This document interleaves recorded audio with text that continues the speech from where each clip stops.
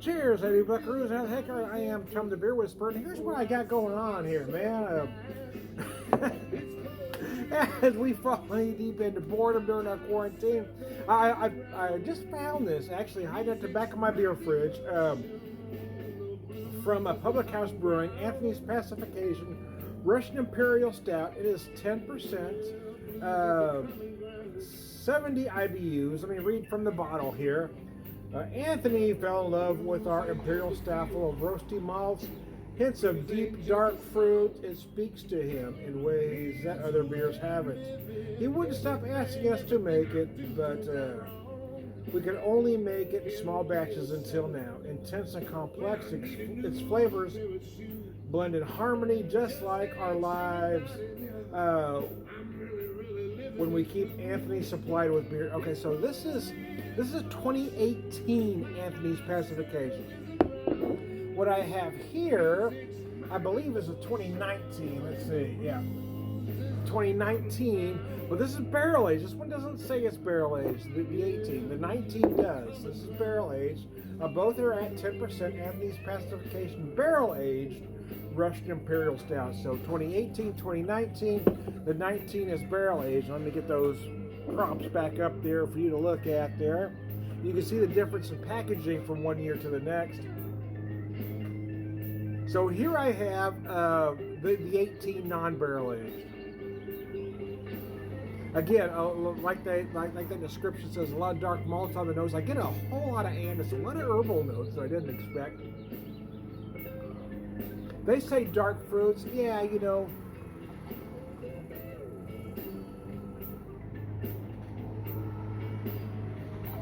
Oh gosh! Wow! That's good. So again, a lot of big, dark roasted malts. A lot of and for me, I guess I think it is just me, but I tend to really pull out anise from beers like this, especially one as deep and roasty as this. The dark fruits. Okay, so for me, typically when you're talking about dark fruits, if you're talking about Doppelbock, or in this case a Russian Imperial Stout, you're typically talking about, if you're talking about Doppelbock, you're typically talking about a plum. In most cases, a very dark, overripe plum. I get sidetracked. But in Imperial Stout, you're typically talking about raisin, date, fig, those sort of notes. So I'm going to say certainly some raisin. It's not going to be unusual if you pick out some date or fig. I certainly feel some fig-like notes. I'm going to set that down for a second and pick up. I tried to get. I didn't have two light glasses, so I tried to get them as close as possible. So what I have here, the non-barrel aged, is in a Belgian taster, and here I have a little snifter here for the barrel aged. I thought the barrel aged ought to go into a snifter. Wow, that's just freaking amazing. The nose on that is so incredible.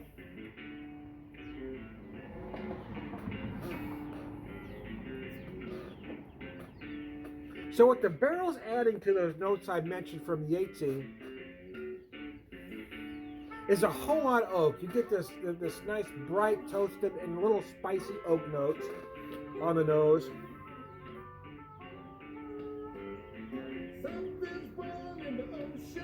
I'm getting. I'll have to take a drink of that again to really compare. But what I'm feeling here that I didn't remember noticing up the first drink there is a lot of chocolate, a lot of big bittersweet like chocolate notes.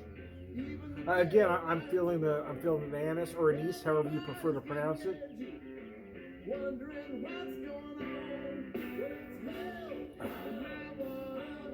But I am feeling more chocolate notes here, so I'm going to take a drink of this to see if I just missed it.